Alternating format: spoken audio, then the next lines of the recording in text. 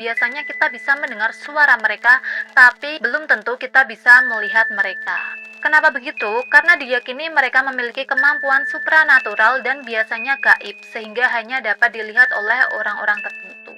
Tapi di sisi lain, orang bunian ini sangat ditakuti oleh manusia. Kenapa? Karena orang bunian ini sering sekali menculik orang dan juga menyesatkan orang lain. Namun dalam banyak kasus orang-orang yang dilepaskan oleh warga atau orang bunian ini nantinya kembali dalam kondisi mental dan juga jiwa yang tidak sehat. Jadi bisa dibilang bahasa kasarnya gila kayak gitu.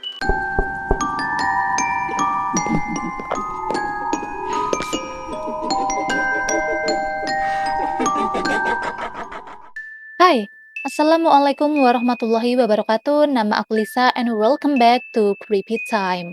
Di Creepy Time malam ini kita bakal bahas tentang orang bunian. Mungkin kalian yang dari Sumatera, dari Kalimantan, atau dari Malaysia udah familiar ya sama orang bunian ini. Katanya sih makhluk ini tuh yang bikin orang-orang hilang di hutan.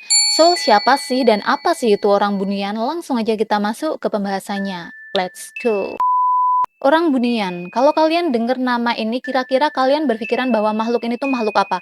Apakah manusia atau apa? Nah, orang bunian ini adalah sejenis makhluk halus yang dipercaya oleh masyarakat Minangkabau dan juga masyarakat Melayu yang berada di Sumatera, Kalimantan, dan juga Malaysia Barat. Wujud mereka sih sama manusia pada umumnya, tapi katanya mereka tuh memiliki wajah yang rupawan, dan banyak orang yang berkata bahwa mereka ini tidak memiliki pitrum. Jadi bitrum itu adalah garis ini di antara hidung dan juga mulut. Kalau kita kan ada garisnya ya di sini. Kalau orang bunian itu mereka tidak memiliki pitrum. Jadi alus lurus kayak gitu. Nama orang bunian sendiri berasal dari kata bunyi yang menggambarkan suara. Ini merujuk kepada fakta bahwa biasanya kita bisa mendengar suara mereka, tapi belum tentu kita bisa melihat mereka. Kenapa begitu? Karena diyakini mereka memiliki kemampuan supranatural dan biasanya gaib, sehingga hanya dapat dilihat oleh orang-orang tertentu. Di sisi lain, mereka terkadang juga berbaur dengan manusia tanpa ada yang menyadari keberadaannya. Ketika mereka berbaur dengan manusia, biasanya mereka akan berwujud ya manusia, tapi dengan wajah yang rupawan. Dan biasanya mereka juga akan menampakkan diri ke orang yang mereka suka, sehingga mereka bisa menggoda orang tersebut dan menjadikannya pasangan. Dalam beberapa kasus, orang yang disukai ini akan mengikuti orang bunian ke dunianya dan akhirnya mereka menikah. Ya, orang bunian ini bisa menikah dengan manusia. Bahkan orang Melayu sendiri percaya bahwa manusia yang menikah dengan orang bunian ini bisa memiliki anak gaib. Jadi bukan anak yang berwujud manusia, tapi ya berwujud orang bunian. Pernah ada juga cerita tentang seorang laki-laki yang hilang dan dipercaya dibawa oleh perempuan bunian ke dunianya dan akhirnya mereka pun menikah. Nah, ketika si laki-laki ini kembali lagi ke kampung halamannya, di sana si laki-laki ini sangat terkejut karena keluarga dan juga kerabatnya semua telah meninggal. Lelaki ini merasa bahwa dia hanya pergi untuk sebentar saja, tapi kenyataannya dia ini telah hilang dalam jangka waktu yang sangat lama. Ya bisa dibayangin sendiri kalau sampai orang-orang di sekitarnya meninggal ini berapa lamanya kita bisa nalar sendiri ya. Konon sifat orang bunian ini sangat sulit ditebak dan mereka kerap memberikan bantuan kepada dukun. Nah, untuk tempat tinggal mereka sendiri gimana? Mereka ini biasanya tinggal di dalam hutan, jadi di hutan tapi bagian dalam atau di gunung yang tinggi yang jauh dari tempat tinggal manusia. Tapi katanya mereka ini juga terkadang tinggal di rumah-rumah gitu yang udah lama kosong, udah lama ditinggal sama penghuninya. Ataupun ada yang percaya bahwa mereka bisa tinggal bersebelahan dengan manusia tanpa disadari.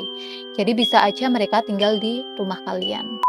Dalam kehidupan sehari-hari pun, orang bunian ini kehidupannya sama persis seperti kehidupan manusia, terlebih mereka yang tinggal di Semenanjung Melayu. Dikatakan bahwa orang bunian ini juga memiliki keluarga, klan, dan juga keluarga kerajaan. Tapi di sisi lain, orang bunian ini sangat ditakuti oleh manusia. Kenapa? Karena orang bunian ini sering sekali menculik orang dan juga menyesatkan orang lain. Itulah kenapa ketika maghrib nih anak-anak sering kan disuruh tinggal aja di rumah, maksudnya jangan main, masuk aja ke rumah. Nah, ini tuh karena orang bunian ini. Karena dipercaya mereka ini suka keluar dari hutan ketika waktu maghrib. Kalau di Jawa ini lebih kayak jangan main maghrib-maghrib nanti diambil sama wewe kayak gitu. Terus gimana sih caranya kita bisa tahu kalau orang bunian ini ada di sekitar kita? Nah, ciri-ciri yang menandai bahwa orang bunian ini ada di sekitar kita itu seperti kita mendengar suara teriakan, suara cekikikan, suara mengoceh, ataupun suara orang bernyanyi. Kemunculannya ditandai dengan aroma harum masakan.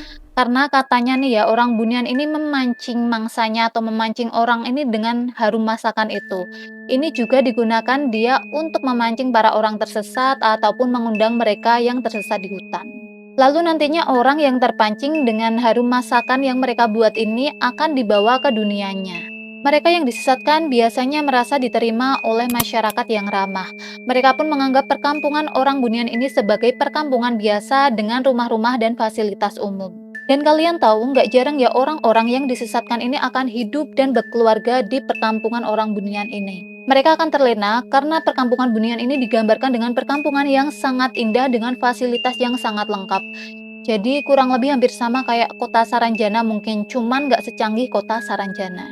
Mereka pun akan lupa dengan dunia aslinya dan nantinya akan dikembalikan jika mereka memang dilepaskan oleh orang Bunian. Namun dalam banyak kasus orang-orang yang dilepaskan oleh warga atau orang Bunian ini nantinya kembali dalam kondisi mental dan juga jiwa yang tidak sehat. Jadi bisa dibilang bahasa kasarnya gila kayak gitu. Meskipun begitu, sebagian masyarakat juga mengatakan bahwa orang Bunian ini terkadang menolong orang-orang yang tersesat untuk kembali ke jalan yang benar agar mereka tidak tersesat. Karena seperti yang aku bilang di awal tadi, sifat dari orang Bunian ini sulit ditebak. Jadi hampir sama kayak manusia, beberapa ada yang baik, beberapa ada yang jahat. Jadi bisa dibilang kayak oknum-oknum kayak gitu. Makanya biasanya orang Melayu ataupun orang Minangkabau akan memberi himbauan bahwa manusia atau kita nih harus berhati-hati ketika kita berada di wilayah orang Bunian.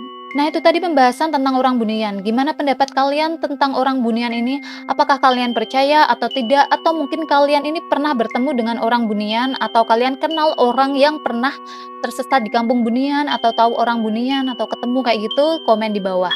Dan buat kalian yang belum subscribe, silahkan di-subscribe dulu. Kita jumpa lagi di hari Minggu ya. So, makasih udah nonton video ini sampai selesai. See you at the next video. Thank you terima kasih. Bye. Assalamualaikum. T26 끝